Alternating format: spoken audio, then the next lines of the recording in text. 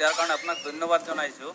আৰু মই এই সদনৰ পক্ষ বিৰোধী যিমান আমি সদস্য আছোঁ চবে এই বস্তুটোৰ ওপৰত অলপ ধ্যান দিব। মই যোৱা এছেম্বলিত আৰ্বান ডেভেলপমেণ্টৰ টাউন এণ্ড কাউণ্টি প্লেনিঙৰ MD তাত গৈছিলোঁ। যোৱাৰ পিছত আমাৰ হাইলাকান্দিৰ PMY ঘৰৰ কথাটো সুধিছিলোঁ। সোধাৰ পিছত তেওঁ এনেকুৱা এটা মন্তব্য কৰিছিলে। তাৰপিছত মই চিফ ছেক্ৰেটাৰী মুখ্যমন্ত্ৰী চবক দিছোঁ। দিয়াৰ পিছত আজিলৈকে কোনো একশ্যন হোৱা নাই।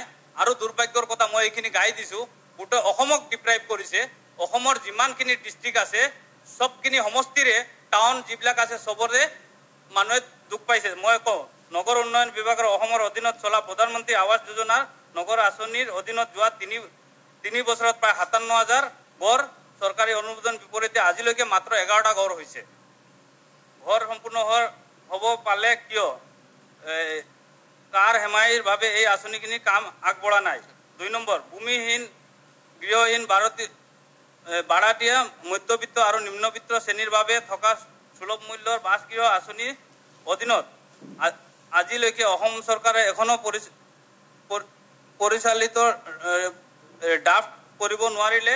কিন্তু ভাৰতৰ ভিন্ন ৰাজ্যত আঁচনিৰ সুবিধা গ্ৰহণ কৰি হেজাৰ হেজাৰ ঘৰ বনাই আছে। এই আঁচনি সকল কৰিবৰ বাবে ভাৰত চৰকাৰে এইবাৰ বাজেটত 1 লাখ কোটি টকা ধাৰ্য কৰিছে।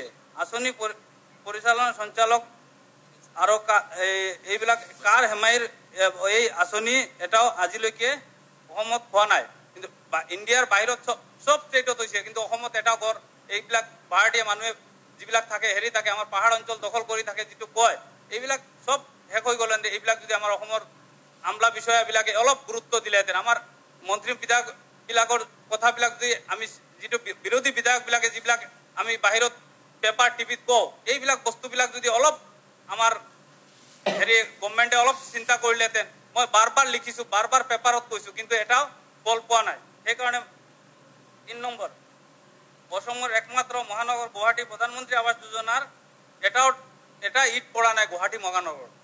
এইটো লাজৰ কথা। গোটেই অসমত এই মহানগৰত এখনৰ অধীনত বিগত 3 বছৰ 1 টুকুৰা ইট পৰা নাই। এই আঁচনি গুৱাহাটী সফল ৰূপায়ণ কৰিব পাৰিলেহেঁতেন। পাহাৰ অঞ্চলৰ হোৱা অবাধ বেদখল বন্ধ কৰিব পাৰিলেহেঁতেন। 4 নম্বৰ, এই আঁচনিৰ অন্তৰ্গত এটা গুৰুত্বপূৰ্ণ হল বহিষ্ঠ অঞ্চল উন্নয়ন দুৰ্ভাগ্যৰ বিষয়। এই কাম কোনো এখন পৰিচালিত আজিলৈকে অসমৰ আৰু আৰম্ভ কৰিব পৰা নাই নগল, যতে ভাৰতৰ ভিন্ন ৰাজ্যত এই আঁচনি কাম দ্ৰুত গতিতে আগবাঢ়ি আছে। 5 নম্বৰ, মই দৃঢ়তাৰে ক'ব পাৰোঁ যে অসম চৰকাৰৰ অধীনত প্ৰধানমন্ত্ৰী আৱাস যোজনা নগৰ মিছন সঞ্চালক চৰকাৰৰ দ্বাৰা অনুমোদনযোগ্য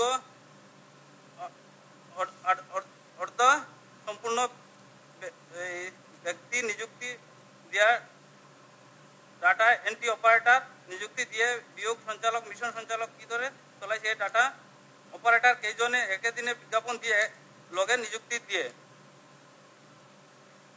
এই নিযুক্তি দিছিলে যে ছাৰ এই অসমত 126টা পোষ্ট আছে, 34 জন দি মানুহ দি চলাই আছে। এইবিলাক মানুহে কেনেকুৱা গৈ সমষ্টি চাব? প্ৰত্যেক ডিষ্ট্ৰিক্টত অফিচাৰবিলাক দিব লাগে না নাই? এই ঘৰবিলাক হ'ব হ'লে মানুহ লাগে না নাই? এই মানুহখিনি কিয়ৰ কাৰণে দিয়া হোৱা নাই? এই যে 126 জনৰ মাজত এই যে MD জনে মাত্ৰ 5 জন মানুহ ল'লে, তাও আজি যিদিনা তেওঁ কৰিলে এই এডভাৰটাইজ কৰিলে সেইদিনাই 5 জন ছোৱালী আৰু 1জন ল'ৰা ল'লে। এইটো মই যোৱা বিধানসভাৰ পিছত মই চবক চিফ মিনিষ্টাৰকো কৈছিলোঁ, আমি ডিপাৰ্টমেণ্টৰ মন্ত্ৰীক কৈছিলোঁ, চিফ ছেক্ৰেটাৰীক কৈছিলোঁ, কিন্তু তেওঁলোকে আজিলৈকে এইবিলাক একশ্যন লোৱা নাই কেলে? আৰু সেইকাৰণে আমি দুৰ্ভাগ্যত আমাৰ সমষ্টিত যিবিলাক আছে, আমি গোটেই অসমৰ 126টা সমষ্টিৰ দুখীয়া ৰাইজ যাৰ ঘৰ ভাঙিছে সি কষ্ট পাই আছে, বেলেগে কষ্ট পোৱা নাই নহয়। আজি এটা ঘৰ 3টা ইনষ্টলমেণ্টত কমপ্লিট কৰিব লাগে, আজিলৈকে কিয় ঘৰবিলাক কমপ্লিট হোৱা নাই? কাৰ হেমাহিৰ কাৰণে? এই যে কিছু সংখ্যক বহিৰাজ্যৰ পৰা IAS বিষয়া আহিছে, আহি পেলাই তেওঁৰ মন গঢ়া যিটো ৰাজত্ব চলাইছে, এইবিলাকৰ ওপৰত আমাৰ গভৰ্ণমেণ্টে কি পদক্ষেপ ল'ব? সেইকাৰণে মই মন্ত্ৰী মহোদয়ক অনুৰোধ জনাম আপোনাৰ জৰিয়তে যে মন্ত্ৰী মহোদয়ে এইবিলাক বস্তু চাব লাগে। কেলে কৈছোঁ, মই বিৰোধী MLA হিচাপত চিঞৰিছিলোঁ, কিন্তু এটা বস্তু আমাৰ মুখ্যমন্ত্ৰীয়ে এবাৰো চিন্তা কৰিব লাগিছিল। এইজন সদস্য সদায় তেওঁৰ প্ৰত্যেক মিটিঙত গৈছিলোঁ, গভৰ্ণমেণ্টৰ যেতিয়া চিঠি পাইছিলোঁ গভৰ্ণমেণ্টৰ ফালৰ পৰা, তেতিয়া মই প্ৰত্যেক মিটিঙত গৈছিলোঁ, 2.5 বছৰ গৈছোঁ। কিন্তু মই যেতিয়া এইবিলাক প্ৰব্লেম লৈ তেওঁৰ তাত গ'লো আজিলৈকে কোনো একশ্যন পোৱা নাই। সেইটোৱে দুৰ্ভাগ্য মোৰ যে এনেকুৱা বিৰোধী MLA হ'লে এনেকুৱা পায় নেকি। আৰু সেইকাৰণে মই মাননীয় মুখ্যমন্ত্ৰীক আৰু মন্ত্ৰী মহোদয়ক ক'ম যে তেওঁলোকে সদনৰ ভিতৰত যেটো কয় আমি অসম টিম বনাম, এটা অসমত 126 গৰাকী MLA মিলি পেলাই এটা টিম বনাম। আমি টিমত সদায় সহযোগিতা কৰি আহিছোঁ, কিন্তু সহযোগিতা কৰাৰ পিছত মই মোৰ পাৰ্চনেল কোনো কাম লৈ কোনো মন্ত্ৰীয়ে বা চিফ মিনিষ্টাৰৰ তাত আজিলৈকে যোৱা নাই। সেইটোৱে মই গৈছোঁ যেতিয়া এই দুই তিনিবাৰহে গৈছোঁ। এই প্ৰাইম মিনিষ্টাৰ আৱাস যোজনা লৈ গৈছোঁ, গোটেই অসমৰ ৰাইজ ডিপ্ৰাইভ মানে দুখীয়া ৰাইজ যাৰ যাৰ ঘৰ ভাঙিছে, এই যিবিলাক কৰিছে। আৰু এটা বস্তু আজি মই যিখিনি কথা কৈছোঁ সেই মোৰ দলীয় বা ব্যক্তিগত স্বাৰ্থত নহয়। আপোনালোকে সকলোৱে জানি প্ৰধানমন্ত্ৰী আৱাস যোজনা নগৰ আঁচনি সফল হ'লে অসমৰ দুখীয়া মধ্যবিত্ত নিম্নবিত্ত ধৰি সকলো শ্ৰেণীৰ মানুহ উপকৃত হ'লেহেঁতেন। প্ৰধানমন্ত্ৰীৰ এই আঁচনি সফল ৰূপায়ণৰ বাবে যথেষ্ট ধন আবণ্টন ব্যৱস্থা কৰিছিল যদিও অসমে কিয় সফল হ'ব পৰা নাই। এই আঁচনিখিনি সফল কৰা সকল ৰাজনৈতিক দলৰ সহযোগিতা কৰিলে অনুৰোধ জনাওঁ যে মই বৰ্তমানৰ চৰকাৰৰ অনুৰোধ কৰোঁ এই সঞ্চালকৰ চলাবৰ বাবে অসমৰ ভাল পোৱা তথা চৰকাৰী আঁচনিৰ সফল ৰূপায়ণৰ আগ্ৰহী দক্ষ IAS বিষয়া মিছন সঞ্চালক ৰূপে নিযুক্তি দিয়ে যেন অকল চৰকাৰী বিষয়া যিবিলাক অসমত আহে বহিৰাজ্যৰ পৰা আহি সিহঁতৰ দবদবাই নিজে নিজৰ মৰ্জিমতো চলাই আছে, সেইটোৰ তথ্যটো মই এটা কৈছোঁ। আপোনালোকক মোৰ কথাত নিজৰ প্ৰমাণ কৰি চাই বিশ্বাস লওক। বৰ্তমানে মিছন সঞ্চালক সন্দীপ সিং মহোদয়ে এই যিবিলাক উচ্চ ন্যায়ালয়ক হেৰি কৰিছে, মাননীয় অধ্যক্ষ মহোদয়, মোৰ কথা নহয়, এই হাইকোৰ্টে দিছে। এই চাওক হাইকোৰ্টৰ অৰ্ডাৰ, তেওঁ হাইকোৰ্টৰ অৰ্ডাৰো মানা নাই, কেয়াৰ কৰা নাই এইবিলাক বস্তু। এই চাওক হাইকোৰ্টে আজি আৰ্বান ডেভেলপমেণ্ট মিনিষ্ট্ৰীত এইটো বদনাম হ'ল, কাৰ অসমৰ বদনাম হৈ আছে। হাইকোৰ্টত এইবিলাক তথ্য হাইকোৰ্টে 10,000 টকাৰ জৰিমনা কৰিছে গভৰ্ণমেণ্ট অফ আছাম। এনেকুৱা লাজৰ কথা হ'ব পাৰে নেকি? আমি বিৰোধী MLA বিলাকৰ কথা শুনিব লাগে হাউচে। আমাৰ শাসক দলে এইবিলাক কথা নুশুনাৰ কাৰণে আজি গভৰ্ণমেণ্টৰ এই বদনামটো। আজি যদি মই চিঞৰিছিলোঁ যেতিয়া যোৱা এছেম্বলিত, তেতিয়া যদি গভৰ্ণমেণ্টে মাননীয় মুখ্যমন্ত্ৰী আৰু মন্ত্ৰীগৰাকীয়ে যদি মোৰ এই কথাখিনি শুনিলেহেঁতেন, আজি অসমৰ এই লাজ লগা কথা হাইকোৰ্টত নগ'লেহেঁতেন। আমি বিধানসভাৰ MLA হৈ আমি লাজ পাওঁ এইবিলাক কথা। এইবিলাক অফিচাৰ কাৰ কাৰণে, হেমাহিৰ কাৰণে এইবিলাক হৈছে। সেইকাৰণে মই আৰ্বান ডেভেলপমেণ্ট মিনিষ্টাৰক আৰু মুখ্যমন্ত্ৰীক মই অনুৰোধ জনাম এইবিলাক অফিচাৰৰ ওপৰত কি একশ্যন ল'ব। এইখিনি কৈ মই আৰ্বান ডেভেলপমেণ্টটো মিনিষ্টাৰক ৰিকুৱেষ্ট কৰিলোঁ এইখিনি ক্ষেত্ৰত। আৰু তাৰপিছত মই ক'ব যাওঁ, কথাখিনি লাহে লাহে ক'ব ছাৰ, নোট কৰিবলৈ সুবিধা। আৰু তাৰপিছত ছাৰ আৰ্বান ডেভেলপমেণ্ট আৰু এটা বস্তু কওঁ, এই যিটো তথ্য মোৰ হাততে আছে ছাৰ, এইটো যদি সঁচা হৈ থাকে, এই যে 1 লাখ কোটি টকাৰ গোটেই ইণ্ডিয়াৰ চব ঠাইত গৈছে, অসমত নাই, তেতিয়াহ'লে অসমৰ অসমীয়া অফিচাৰখিনিকো মুখ্যমন্ত্ৰীক মই অনুৰোধ জনাম যাতে বহিৰাজ্যৰ অফিচাৰবিলাকক 10-15টা ডিপাৰ্টমেণ্ট দি থয়, আমাৰ অসমৰ মানুহবিলাকক দিলে অলপ ভাল হ'লহেঁতেন। নহ'লে এইবিলাকে হ'ব আৰু অসমখন ডুবি যাব। এইবিলাক কাৰ হেমাহিৰ কাৰণে হৈছে? অসমৰ এই কিছুমান দবদবাই কৰা অফিচাৰবিলাকৰ কাৰণে হৈছে। আৰু আমাৰ মুখ্যমন্ত্ৰীক মই অনুৰোধ জনাম এইবিলাক অফিচাৰৰ অলপ লগাম লগাব লাগে। তাৰপিছত মই ছাৰক কওঁ, আমাৰ public panchayat and rural development পঞ্চায়তত ছাৰ আমাৰ হাইলাকান্দিত আজিলৈকে মোৰ মানে দুৰ্ভাগ্য কম না সৌভাগ্য কম, আমাৰ মন্ত্ৰী মহোদয় গৈছিলে হাইলাকান্দিত। আমি প্ৰেছ মিট কৰিছিলোঁ, তাৰপিছত আমাৰ হাইলাকান্দিত গৈছিলে আমাৰ মাননীয় মন্ত্ৰী মহোদয় পঞ্চায়ত। গৈ পেলাই মই তেওঁক দেখাইছিলোঁ যিবিলাক পঞ্চায়তৰ যিবিলাক প্ৰব্লেম, পঞ্চায়ত গ্ৰাম উন্নয়ন বিভাগৰ অধীনত মুঠ প্ৰকল্পৰ সংখ্যা কিমান আছিলে এইবিলাক তেওঁক কৈছিলোঁ। আৰু PMIৰ অধীনত চৰকাৰে কিমান ঘৰ নিৰ্মাণ, চৰকাৰে কিমান সংখ্যক মানুহক ঘৰ দিছে, 18, 19, 17, 18 এইবিলাকক একোৱে নাই। এই যিবিলাক কৰিছে আমাৰ পঞ্চায়ত মন্ত্ৰীক মই তেতিয়া কৈছিলোঁ, আজিৰ পৰা 8 মাহ 9 মাহ আগত। আৰু মই একটা চাবকো আহি কৈছোঁ, আমি চিঅ'ৰ এগেইনষ্টত মই ডাইৰেক্টলি চিফ মিনিষ্টাৰক কৈছোঁ, ছাৰ এই যে কৰাপশ্যন যিবিলাক হৈ আছে PMI ঘৰৰ, এই এনৰেগাৰ 14 ফাইনেন্সৰ, মই নিজে কোৱাৰ পিছত আমি বিৰোধী MLA বুলি মুখ্যমন্ত্ৰীয়ে একশ্যন লোৱা নাই। কিন্তু মই আজি সদনত দুখেৰে ক'ব লাগে, মই মন্ত্ৰী মহোদয়ৰে লগ কৰিছিলোঁ, এইবিলাক কথা মন্ত্ৰী মহোদয়ক মই অনুৰোধ জনাইছিলোঁ। আমি একটা চাব, মই নাম ধৰি কৈছোঁ, তেওঁ কমিশ্যনাৰকো কৈছিলোঁ, 14 ফাইনেন্সৰ সেই মিটিঙত কমিশ্যনাৰ চাব কৈছিলে হাইলাকান্দি। কিন্তু তেওঁলোকৰ কি হেমাহিৰ কাৰণে হাইলাকান্দি ডিপ্ৰাইভ। আজি এনৰেগাৰ 17, 18, 18, 19 একো কাম নাই, ৰাস্তা ঘাটৰ কাম নাই, কিহৰ কাৰণে নাই এইটো মই বুজি পোৱা নাই। না আমি হাইলাকান্দিত বিৰোধী MLA থকাৰ কাৰণে কাৰণে এনেকুৱা ডিপ্ৰাইভ কৰি ৰখা হৈছে, অফিচাৰবিলাক ইনষ্ট্ৰাকশ্যন দিয়া হৈছে। সেইকাৰণে মই মন্ত্ৰী মহোদয়ৰ পৰা এইবিলাক বস্তুবিলাক কৰিলে আমাৰ গোটেই অসমত এনেকুৱা এটা অৱস্থা হৈছে, অফিচাৰবিলাকে তেওঁলোকৰ মন মানি চলাই আছে। আমি এই যে পাব্লিক প্ৰতিনিধি যিবিলাক হৈছে, আমাক কোনো ৰেছপন্স নাই নেকি? আমি এই মুখ্যমন্ত্ৰীক মই চবৰে দুখ লাগে, মই মুখ্যমন্ত্ৰীৰ প্ৰত্যেকটো মিটিঙত গৈছোঁ। আমাৰ ইয়াত যিমান পঞ্চায়তৰ মিটিং হৈছে, মই এজ এ MLA হিচাপে কৈছোঁ, মোৰ পাৰ্টীয়ে চকজ কৰিছে, লাজ লগা হৈছে ছাৰ। মই এই দুখেৰে কৈছোঁ, এই গভৰ্ণমেণ্টৰ যিমান গভৰ্ণমেণ্ট প্ৰগ্ৰাম হৈছে, মই চিঠি পাইছোঁ, মই গভৰ্ণমেণ্ট প্ৰগ্ৰামত কৈছোঁ যে কিবা ভাল কাম কৰিব, মই সদায় ভাল বুলি কৈছিলোঁ। কিন্তু যেতিয়ালৈকে দেখিছোঁ তেওঁলোকৰ একে যোৱা গভৰ্ণমেণ্ট যিটো মানুহে কৈছিলে, যোৱা গভৰ্ণমেণ্টতকৈ বেয়া গভৰ্ণমেণ্ট এইটোৱে হৈ গ'ল যেন মোৰ দুখেৰ ক'ব লগা হৈছে। এইটো কাৰণে বেয়া নাপাব বিৰোধী আমাৰ শাসক দলৰ MLA বিলাকে। কেলে কৈছোঁ, আমি শাসক দলৰ মন্ত্ৰীবিলাকক কৈছোঁ, আপোনালোকৰ তাত মই বাৰ বাৰ গৈছোঁ, গৈ পেলাই এইবিলাক কমপ্লেইন কৰিছোঁ, কিন্তু আপোনালোকে কিয় বিৰোধী MLA বুলি একশ্যন লোৱা নাই অফিচাৰবিলাকৰ ওপৰত? সেইকাৰণে মই আপোনালোকক কৈছোঁ যে আপোনালোকে অলপ না, এইটো আপুনি শুনক না, আপোনালোকে ধৈৰ্য ৰাখক না। এই পাৰ্টীয়ে শুনক কৈছে বিজেপিত হৈ গৈছোঁ, শুনক টিভিয়ে দেখাই দিছিলে মই বিজেপিত গৈছোঁ বুলি। মই বিজেপিত যোৱা নাই, গভৰ্ণমেণ্ট প্ৰগ্ৰামত গৈছোঁ, সেইটোৱে কৈছোঁ। আপোনালোকে বুজক, আপোনালোক ধৈৰ্যটো ৰাখক। আপোনালোকে এইটো কাৰণে প্ৰথমে কৈছোঁ, আপোনালোকে ধৈৰ্য ৰাখক। আমি শুনি থাকোঁ, আপোনালোকক ডিষ্টাৰ্ব নকৰোঁ। গভৰ্ণমেণ্ট সেইটো আমাৰ এই যে টিভিয়ে দেখাইছিলে না, টিভিয়ে দেখাইছিলে না, মই বিজেপিত গুচি গৈছিলোঁ। টিভিয়ে দেখাইছিলে তো, আপুনি ইমান গাত নালাগিব।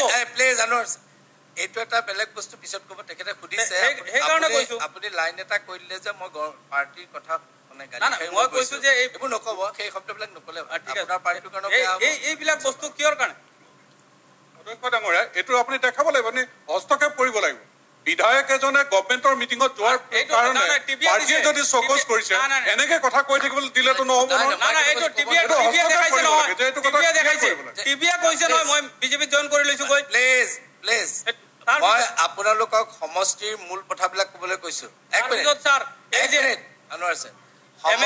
মিনিট সমষ্টিৰ আমি এইটো নতুনকে এটা যোজনা হৈছে আমাৰ গোটেই যে প্ৰত্যেকজন MLA কথা ক'বলৈ সুযোগ নাপায়। আমি সমষ্টিৰ 3টা বা 4টা ইছ্যু আমি হাইলাইট কৰিবলৈ এটা সুযোগ দিওঁ। You are lucky, you are getting the chance.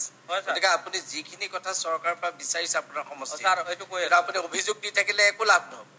আৰু আপুনি যিটো কথা কৈছে এখেতে কৈছে, সেইটো আপুনি ক'ব নলগীয়া কথা। কাৰণ আপোনাৰ দলৰ ভিতৰত কি কৰিছে নকৰিছে আমাক জানো জনাব লাগে সদনত, জানে কথাটো? সেইবোৰ নকৰিব। আপুনি ক'ব পাৰে যে মই চৰকাৰৰ বিৰোধী বিধায়ক হৈ মই চৰকাৰৰ প্ৰত্যেকটো কামতে সহযোগ কৰি আছোঁ যদিও মই কিন্তু সহানুভূতি পাবলৈ কিয় ব্যৰ্থ হৈছোঁ মই নাজানো। PMI গড় যিটো 40,000 গড় হ'ব লাগিছিল, তাতে 14,000 গড় হৈছে গ্ৰামীণ। এইবিলাক যদি গভৰ্ণমেণ্টৰ তথ্য হৈ থাকে, ইণ্ডিয়া গভৰ্ণমেণ্টৰ তথ্য হৈ থাকে, এইবিলাক কিহৰ কাৰণে হৈছে? এই যে দুখীয়া ৰাইজ অসমত ডিপ্ৰাইভ হৈছে, গোটেই মোৰ সমষ্টিৰ লগত গোটেই অসমৰ ৰাইজ ডিপ্ৰাইভ হৈছে, এইবিলাক ইণ্ডিয়া গভৰ্ণমেণ্টৰ তথ্য, মোৰ তথ্য নহয় ছাৰ। এইবিলাক যদি সঁচা হৈ থাকে তেতিয়াহ'লে গভৰ্ণমেণ্ট কিমানখিনি গভৰ্ণমেণ্টৰ বদনাম হৈ আছে। সেইকাৰণে মই এইবিলাক দাঙি ধৰিছোঁ, যাতে গভৰ্ণমেণ্টে এইটো একশ্যন লয়, এইবোৰৰ অফিচাৰৰ ওপৰত একশ্যন ল'ব পাৰে।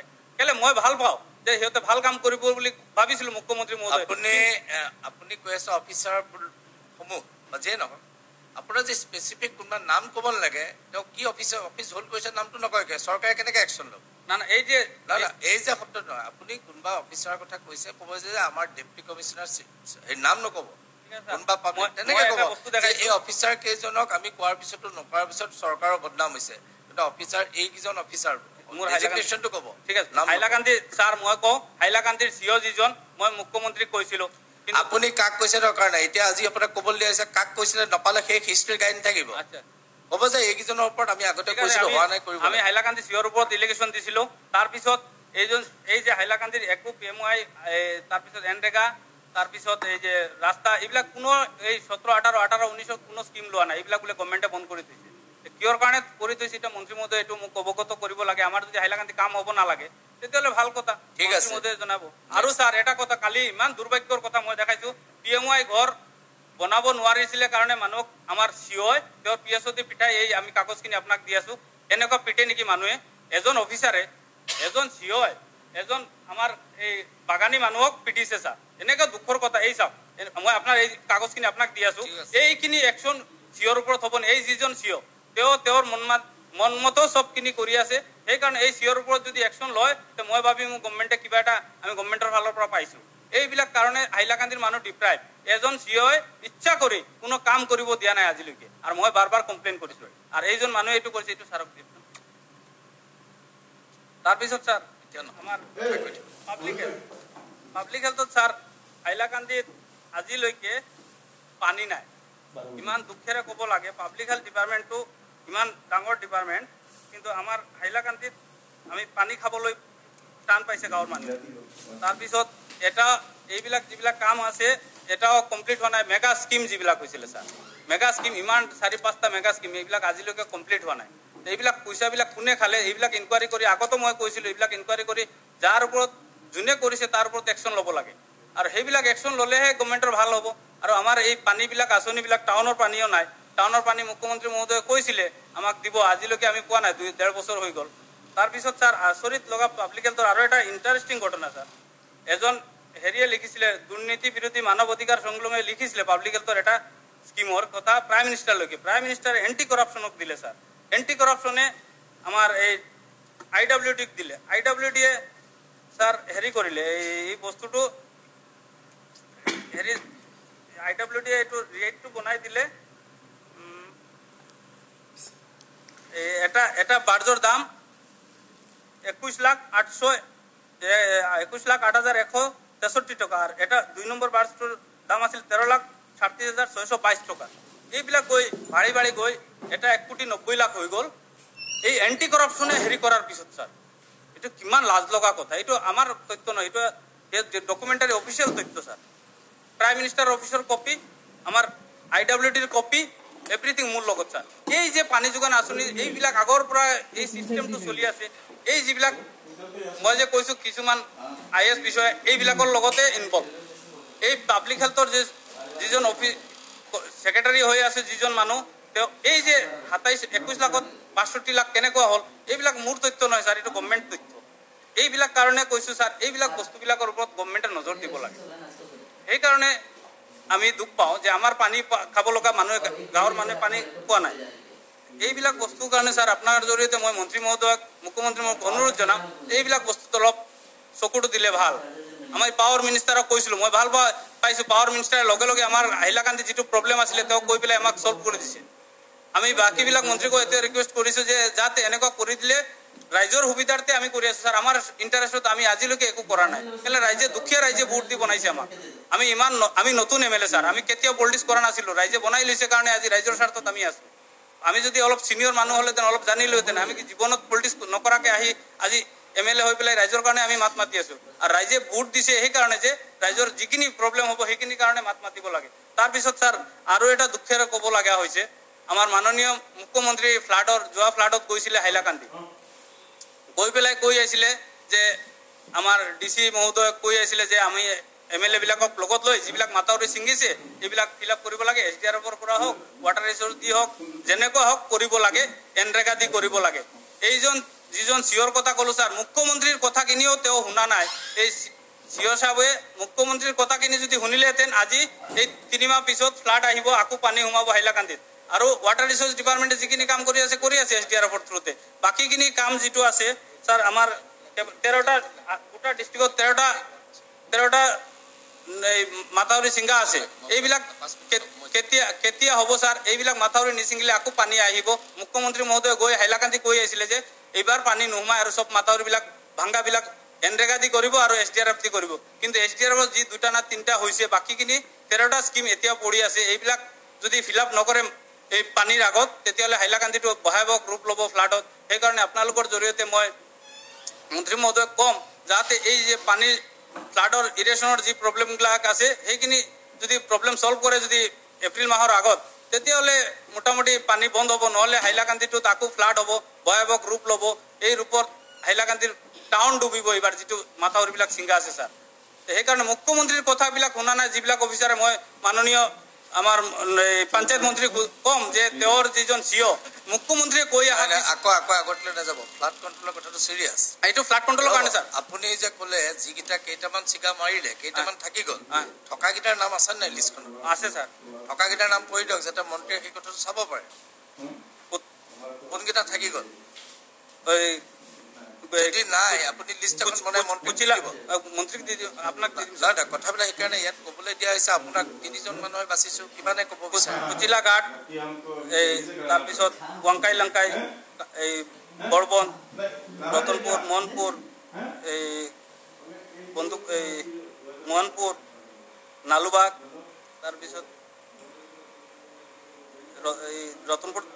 আছে আপষ্ট্ৰীম ডাউনষ্ট্ৰীম এইবিলাক মিলাই কেইটা গৈছিলে কেইটা হ'ল কেইটা নাই হোৱা মাত্ৰ 3টা হৈছে বাকি 13টা বাকি স্যার 13টা সেইটো ক'লে হ'ব এই 13টা 3টা হৈছে 13টা এই সোনকালে যদি এসডিআরএফ দি নোৱাৰে স্যাৰ আমাৰ এই এনৰেগা দিও তো দেখিছো জাগিৰোড মৰিগাঁও ভালে কৰিছে এই এনৰেগা দি যদি মুখ্যমন্ত্ৰী কৈ আছিল স্যাৰ এনৰেগা দি কৰি ল'ব কাৰণে কিন্তু আজি 6 মাহৰ ভিতৰত আমাৰ সিও সাহেবে কৰা নাই সেইটো মোৰ আবেদন থাকিলে আৰু আপোনাৰ জৰিয়তে মই মন্ত্ৰী মহোদয়ক অনুৰোধ কৰিম যাতে পিএমআই ঘৰৰ যিটো প্ৰব্লেম হৈ আছে আৰবান ডেভেলপমেন্টত আমাৰ টাউনৰ যিবিলাক মানুহ ঘৰ ভাঙি পেলাই ফাৰ্স্ট ইনষ্টলমেন্ট পাই বহি আছে টোটাল 25000 মানুহে ফাৰ্স্ট ইনস্টলমেন্ট সেকেন্ড ইনস্টলমেন্ট পাইছে বাকি 57000 পোৱাই নাই বাকি কিছুমান মানুহ ঘৰ ভাঙি পেলাই এনেকে বহি আছে আৰু ৰুৰেলতো সেম স্যাৰ ৰুৰেলতো এই 40000 14000 পাইছে একে অৱস্থা 3 বছৰে যদি ইমান মানুহ যদি 3 মাহে ঘৰ বনাব পাৰে তাৰ পিছত স্যাৰ ইটাৰ দাম আগৰ ৰেট বিলাক আছিল 7000 8000 গভৰ্নমেন্ট ৰেট এতিয়া 15000 16000 ইটাৰ ৰেট এই মানুহবিলাকে এই যে আপোনাৰ তাত যেটো দিছো স্যাৰ এই মানুহটোৰ দোষ হল এতিয়া 8000 টকাৰ ইটা হি 16000 দি কিনিলে গড়টো কেনেকুৱা কমপ্লিট কৰিব ঠিক আছে এই কাৰণে মানুহজনক মাৰিছে সিয় এইখিনি আপোনাৰ জৰিয়তে মই সিয়ৰ ওপৰত কি একশন গভৰ্নমেন্টলৈ হেতু আমাক লাগে sir thank you sir thank U